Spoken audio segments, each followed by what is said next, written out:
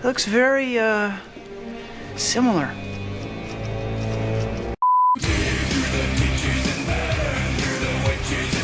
I'm pretty sure you've heard people say there's nothing original anymore. Hell, I've said it myself. So many movies, shows, comics, and books are influenced and inspired by other movies, shows, comics, and books, or just straight up copies. Throughout film history, we've seen movies copying the same idea or taking the same concept and just making another version of it. Deep Impact and Armageddon, White House Down and Olympus Has Fallen, Titanic and Pearl Harbor, or hell, even Disturb Beyond Rear Window, just to name a few. Or just how similar type of movies get made again and again. Like how after Die Hard blew up, studios start basically making their own version in a different setting. You know, stuff like Under Siege, Con Air, Air Force One. Or what about the slew of Tarantino ripoffs from the 90s after Reservoir Dogs and Pulp Fiction released? Hell, a more recent example would be like Fight or Flight is basically just Bullet Train, but on a plane. Or in some cases, actors will just star movies that all just feel very samey, like mostly Neeson action films after Taken. I mean, there's literally a meme going around that Jason Statham movies are all mostly the same. And there's movies like John Wick, Nobody, and Equalizer that take the same trope, in this case an old retired badass,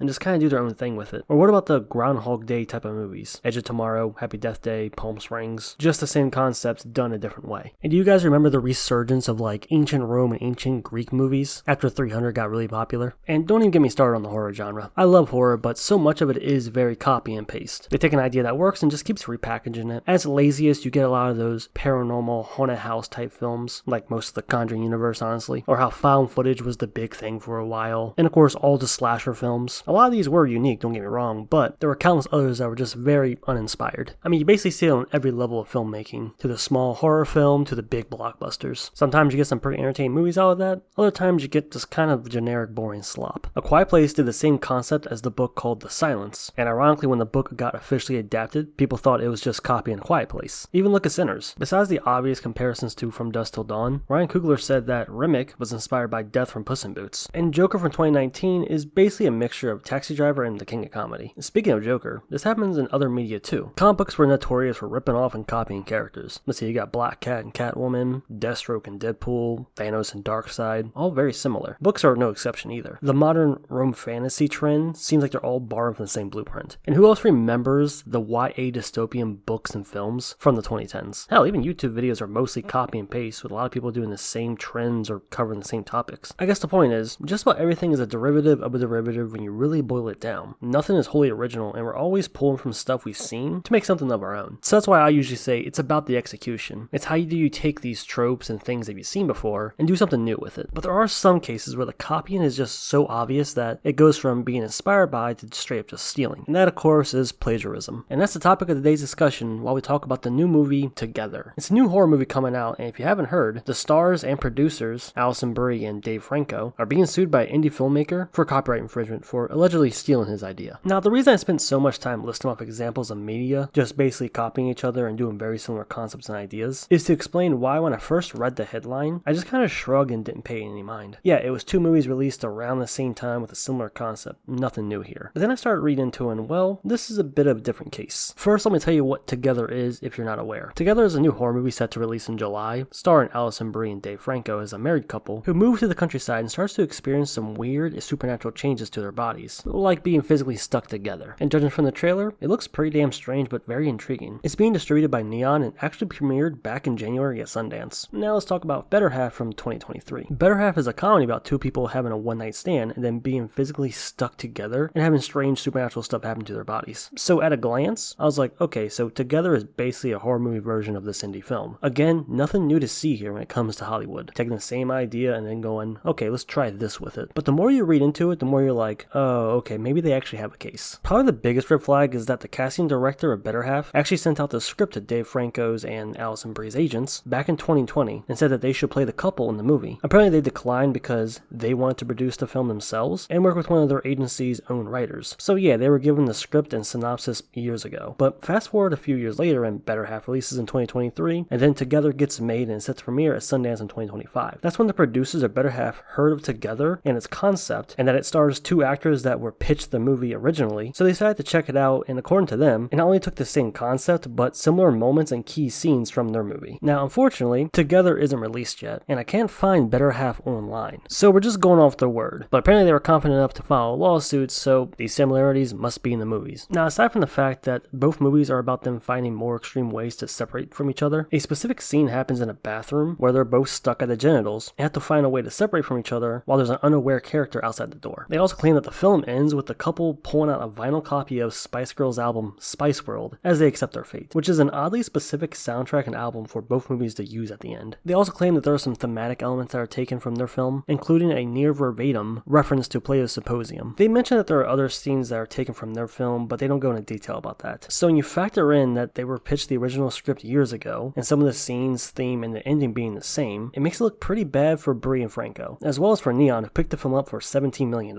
Although interesting, after doing some research, turns out there was a film that had another very similar concept to this released back in 2023. It was a short film titled A Folded Ocean that was about a couple getting stuck together. But there's a specific scene where their eyes fuse together that also appears in Together. I mean, it's actually one of the posters. So when you start adding all this up, it's not looking too good for this film. And we've seen lawsuits like this before and they weren't successful. Like Nosferatu and Dracula. Nosferatu wanted to adapt Dracula but legally couldn't, so they just changed several aspects like the names and locations. But it wasn't enough, so they ended up losing in court when they were sued by Bram Stoker's widow. Or hell, back in 2015, John Carpenter sued the studio and director for Lockout, for basically ripping off his film Escape from New York. So cases like this have happened before. Hell, happens all the time in the music industry. Now, according to the spokesman for WME, they do plan to fight the case, and the film is still set to release. And if I'm being honest, I foresee them settling out of court for like a lump sum of money. But that's just my guess. I'm not a legal expert or anything like that. So I guess the big lesson here is stealing is wrong, or something like that. I honestly just want to talk about it briefly because I found that pretty fascinating, considering Hollywood's been doing stuff like this for a long time. Like I mentioned for the first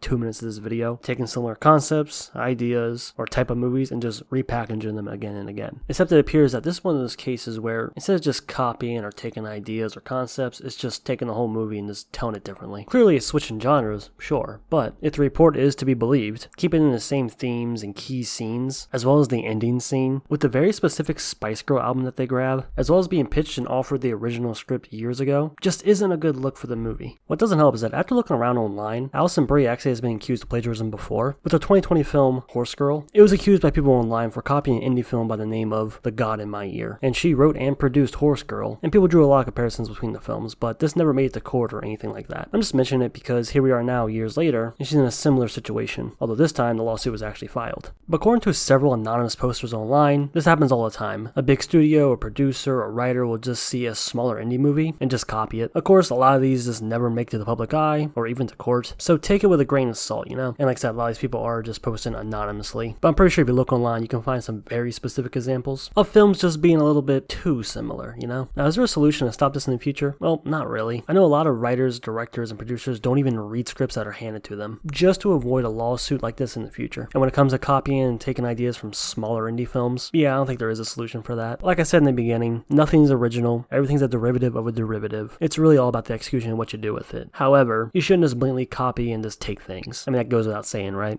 And this is one of the few cases where it's actually making headlines. So we'll see how this develops. So yeah, I don't have anything else to add. I just think it's very fascinating seeing a lawsuit like this. So yeah, I think it's gonna be it. So, see ya. Say hello to Big Dick Buster.